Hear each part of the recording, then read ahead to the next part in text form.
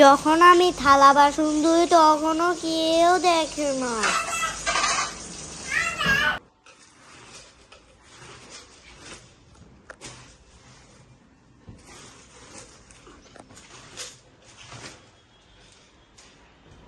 আমি যখন বিছানা গুছাই তখনও কেউ দেখে না।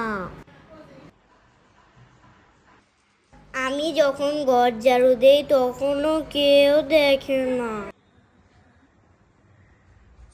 আমি যখন এত মনোযোগ দিয়ে পড়ালেখা করি তখনও কেউ দেখে না।